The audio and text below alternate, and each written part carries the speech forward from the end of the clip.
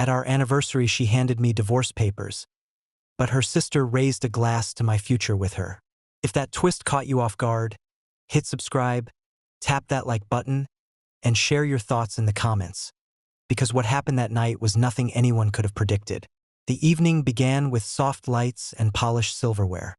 We were seated in the private room of one of the most expensive restaurants in the city, the kind with chandeliers that dripped light like honey and violins playing in the background. My wife, Emily, had organized the entire evening, or so I thought. She insisted on inviting everyone.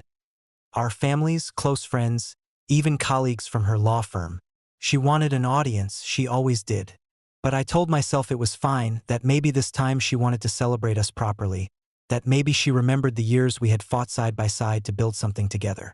I wore the suit she liked, navy with a crisp white shirt. Emily shimmered in a black evening dress that drew eyes as soon as she walked into the room. She loved being the center of attention, and tonight she certainly was. She greeted guests with air kisses, laughter that carried too loud, gestures that filled the space. I stayed close, smiling, shaking hands, accepting congratulations on our anniversary. I felt proud, in a quiet way. 12 years wasn't nothing. It was sacrifice, effort, time. It was love, or at least what I thought love was supposed to be. The room buzzed with conversation, the clink of wine glasses, the scent of steak and truffle risotto filling the air. Emily's younger sister, Sarah, sat across from me, her auburn hair catching the glow of the candles. She was quieter than Emily always had been, though she carried a spark in her eyes that Emily often dismissed. She smiled at me once, briefly, warmly. I smiled back, unaware that her presence that night would become the turning point of my life. The speeches began, the toasts, the laughter. People raised their glasses to 12 wonderful years, to love that lasts, to a couple who inspire us all. I nodded, smiled, thanked them. Emily leaned against me, her hand on my arm, her laugh soft in my ear. For a fleeting moment I believed the night was what it looked like, a celebration of us. But under the table I felt her shift. The warmth in her laugh vanished. The softness in her eyes hardened. I didn't know it yet, but the stage was already set. She had planned this moment not as a celebration, but as a performance, and I was about to learn just how cruelly she could play her part. The waiter refilled glasses, the last toast faded, and a hush fell as Emily rose from her chair. Her smile spread wide, her voice carrying across the room with ease. "I want to thank you all for being here tonight," she said. 12 years is a long time, and it deserves recognition. Everyone clapped politely, eyes fixed on her. I felt my chest swell with pride, waiting for her to turn toward me, to say the words that mattered. Instead, she reached under the table, pulled out a slim folder, and laid it flat in front of me with a snap.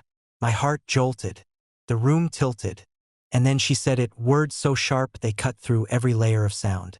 "With this man, it's over." The laughter stopped. The glasses froze midair. I stared at the folder, my mind blank, my body rigid. Inside, I could see the edges of the papers, legal papers, divorce papers. Emily's eyes sparkled, not with love, not with warmth, but with triumph. She had waited for this moment, crafted it, savored it, and she had chosen to humiliate me in front of everyone we knew. The silence was unbearable.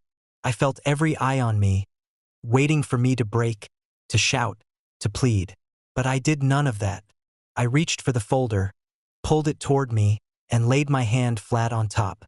My face was calm, my voice steady when I finally spoke. "Then let's not waste anyone's time." A murmur rippled through the room, shock, disbelief. Emily's smile faltered just for a second. She hadn't expected calm. She had expected collapse. But I gave her nothing. Only silence, only composure. The papers sat between us, and I was ready to sign them right there at the table. And that was the exact moment her younger sister, Sarah, rose from her seat, glass in hand, her voice cutting through the tension like a blade. "To his future," she said, her eyes on me and only me. "And if he's free, then I'll drink to the chance that his future might just be with me." The room exploded in gasps. every face snapping toward her, then to me, then to Emily. Wine glasses wavered, whispers darted, eyes widened. Emily's face went pale, her mouth opening with nothing but rage and shock. And me? For the first time that night, I smiled. The silence after Sarah's toast was thick enough to choke on. Forks hovered above plates, glasses froze mid-air, and every head turned as if the universe had snapped its fingers. I sat there with the divorce papers spread before me, my wife standing stiff and pale, and her younger sister holding a glass high with the kind of calm bravery that shook the entire room. Her words hadn't been a joke, not the way she said them. They were steady, deliberate, sharp as crystal. To his future with me. Emily's face twisted, her polished mask slipping for the first time that night. Her lips parted, her eyes burning holes into her sister, but nothing came out.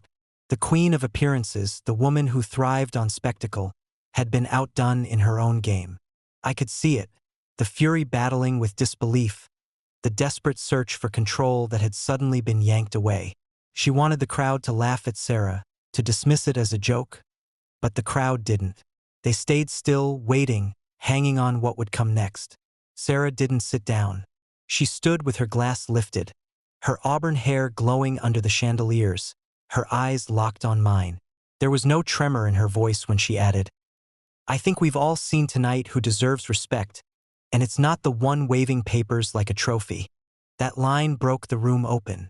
Gasps spread like wildfire. Some of Emily's friends covered their mouths. My colleagues glanced between us, trying to pretend they weren't fascinated. Even Emily's parents shifted uncomfortably, their gaze falling on her rather than me. I didn't move. I didn't have to. My silence was louder than any speech. I sat with one hand still resting on the folder, the other around my glass. I raised it slowly, deliberately, my eyes never leaving Sarah's. A murmur spread, then glasses began to rise around the table. Not everyone, but enough. Her toast became real in that moment. My wife's plan for a public execution had turned into her own trial, and the jury had chosen sides. Emily slammed her hand on the table, the sharp sound jolting the room. "Enough!" she snapped, her voice trembling. "Sarah, sit down. This is our anniversary. This is not about you." She turned to the guests, forcing a smile. "My sister has a habit of dramatics. Please ignore her. This dinner is meant to be." "Meant to be what?" Sarah cut in, her tone calm but piercing. "Meant to be your show?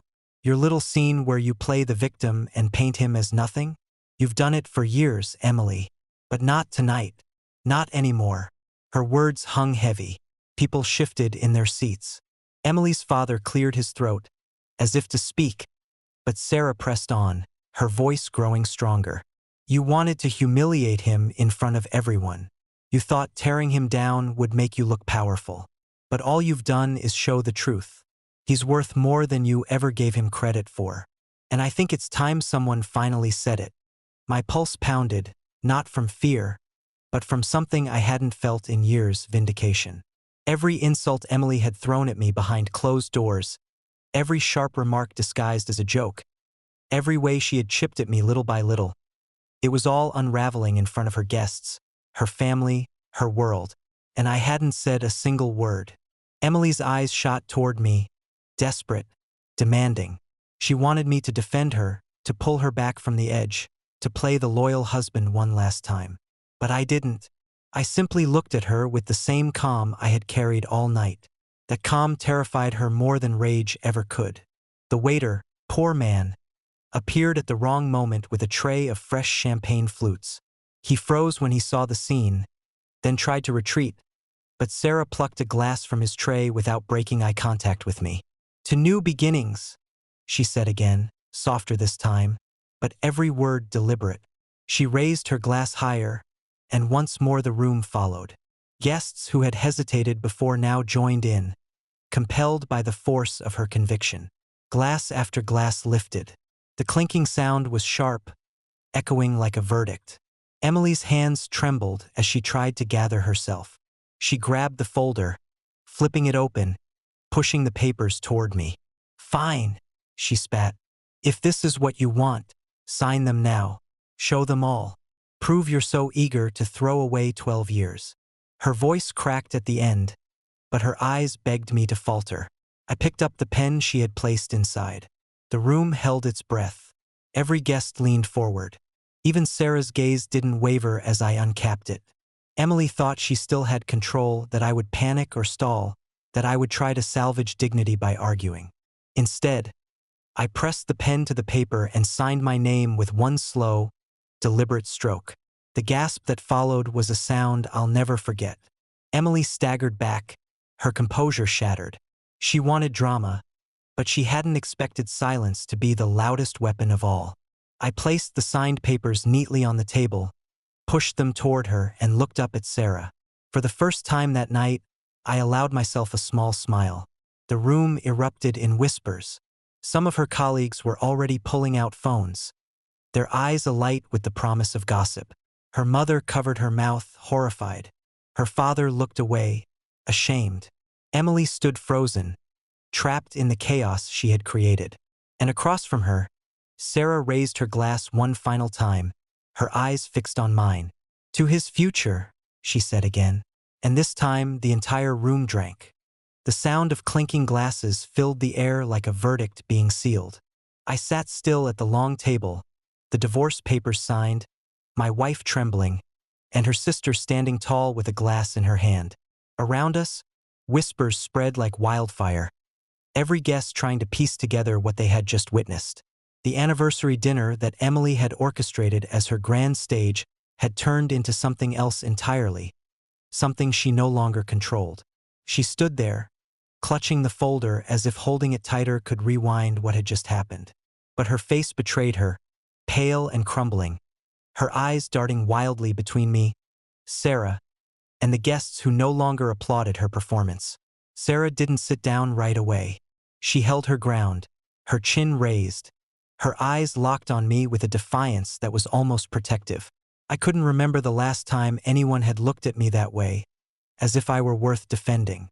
The silence stretched until Emily broke it, her voice brittle and strained. "This is insane," she said. "You all don't understand. He isn't what you think he is. He's weak, he's pathetic, he's—" She stumbled over her words, realizing too late that the audience she had expected to laugh with her was no longer on her side. The room had shifted. Her best friend, seated near the end of the table, tried to clap politely, to bring the mood back to Emily's control, but it failed. The sound died in the air like a lonely echo. Even her parents refused to meet her eyes. I leaned back in my chair, silent, my calm more damning than any insult she could throw. The strength wasn't in shouting. It was in refusing to play her game anymore. Sarah finally lowered her glass and set it gently on the table, her voice cutting through the tension like a blade. "You've humiliated him long enough, Emily. You thought tonight would be your crown jewel of cruelty, but all you've done is show everyone exactly who you are." She paused, her eyes burning into her sister's. "And maybe it's time he finally has someone who sees him for what he is." The words landed heavy, sharper than any knife. Guests shifted uncomfortably, some nodding, some glancing at me with new eyes, as if seeing me for the first time. I felt the weight of 12 years of silence pressing on my chest, 12 years of swallowing insults behind closed doors, of being diminished piece by piece. Tonight it all broke open, and it wasn't me who broke it. It was Sarah, the one person no one expected to stand by me. Emily's voice rose, trembling with rage. "You're pathetic," she spat at me, her finger jabbing in the air. "Do you think this makes you look strong? Sitting there, letting my sister make a fool of you? Do you think anyone will actually respect you after this? You're nothing, and you always have been." Her words might have landed once, years ago, but not now, not tonight. I stared at her, steady, unflinching, and then I said quietly, "If I'm nothing, then why are you the one shaking?" The room erupted in murmurs, some gasping, some even laughing nervously at the sharpness of it. Emily's hand trembled at her side, the papers she clutched rattling slightly as her confidence drained out of her. For the first time in our marriage, she had no comeback. She opened her mouth, closed it again, then turned toward her sister with a look of pure venom. "You think this is funny, Sarah?" she hissed. "You think you can just stand there, undermine me in front of everyone and take his side? You've always been jealous of me. Always. And now you've sunk so low you'd throw yourself at my husband." Gasps rippled through the guests again. But Sarah didn't flinch. She stood straighter, her voice calm and unwavering. "Not jealous," she said. "Just tired of watching you destroy someone who deserves more than your bitterness." She turned her gaze back to me, and for a moment the whole room seemed to vanish. "If he's free, then I won't stand by and pretend I don't see his worth." My heart pounded, not from fear but from something new, something dangerous and alive. The way she looked at me was nothing like the way Emily ever had. There was no mockery, no calculation, no cruel edge. Just truth. And that truth silenced everyone. Emily's face twisted, rage bubbling over. She slammed the folder onto the table, the sound cracking like a whip. "Fine," she shouted. "Take him. See if you can do better. But don't come crying to me when he disappoints you like he disappointed me." Her words were acid, but they slid off me like rain. The woman who had spent 12 years controlling the narrative had just lost it in front of everyone. Her composure gone, her cruelty naked for all to see. I leaned forward, picked up my glass, and raised it slowly. My voice was calm, steady, almost too quiet, but it carried in the silence that followed her outburst. "To freedom," I said. Dozens of glasses rose again, clinking in unison. Emily's eyes darted desperately from face to face, but no one stood with her this time. She had lost them. She had lost everything she had tried to build with her performance. And I felt a power I had never known before. Not because of revenge, not because of anger, but because I finally saw myself clearly. And for once, so did everyone else. And Sarah's unwavering gaze told me she saw it too. The dinner that was supposed to end with my humiliation had turned into her undoing. And the night was not over yet. The air in the restaurant was heavy, like the moment before a storm breaks. Glasses had already clinked, toasts had already been made, and still my wife stood trembling with the divorce papers clutched in her hands. Her carefully orchestrated show had collapsed into rubble, and everyone was staring at her as if they were seeing her for the first time. The mask was gone. What remained was raw, ugly anger that no one could ignore. She looked around the table, desperate for an ally, but every face had turned away. Her colleagues avoided her gaze. Her parents stared into their laps. Even her closest friends kept their eyes on their glasses. The spotlight she had craved all night had become a judgment seat. I sat there in silence, my hand resting on the table, my breathing steady. I didn't need to move. I didn't need to fight. Everything she had planned had backfired on its own. The power she thought she had over me was gone, burned out by her own cruelty. And across the table, Sarah's presence filled the silence like a flame in the dark. She stood tall, unafraid, her glass still in her hand though she had already spoken. Her gaze hadn't left me, not once. Emily finally slammed the folder shut and shoved it into her bag with shaking hands. "This isn't over," she snapped, her voice breaking under the weight of her failure. "You'll regret this. Both of you." She looked at me, her face twisted with rage, then turned to her sister with venom dripping from her words. "You're pathetic, Sarah. Always in my shadow, always wishing you could be me. And now you're so desperate you'd take my leftovers." The words were meant to sting, but they rang hollow. The guests didn't nod or laugh or support her. They only watched in uncomfortable silence, some even frowning at her cruelty. Sarah, however, didn't flinch. She set her glass down with deliberate calm and said, "If he's your leftovers, then why does he look stronger sitting silent than you do screaming?" A gasp rippled through the room, but Sarah didn't stop. "You've spent years breaking him down, Emily. But look around. Who's standing with you now? Who's raising their glass to you? No one. Because they've all seen what I've seen. He's the one worth standing beside." The tension snapped. For a moment, no one breathed. Emily's face went pale, then flushed red, then pale again. She opened her mouth to speak, but nothing came. She had no weapon left. Not tonight. I rose from my chair slowly, every movement deliberate. All eyes turned to me, waiting to see if I would explode, if I would deliver some final speech, if I would lash out. But I didn't. I simply stood, adjusted my jacket, and placed my napkin gently on the table. Then I looked at Emily one last time. 12 years, I said quietly, but the weight in my voice carried across the room. And this is how it ends. Not with me broken, but with you exposed. You wanted everyone to see me as nothing. Instead, they see you for what you really are. She staggered back a step, her hands clenching at her sides, her lips trembling with words she couldn't form. And in that silence, I turned to Sarah. She didn't hesitate. She stepped forward, slipping her arm into mine, her expression calm, unshaken. The entire room watched as we moved together toward the door, side by side, leaving the table behind. Gasps followed us, whispers swirled, but none of it mattered. Each step away from that table felt like shedding chains I had carried for years. I didn't look back. I didn't need to.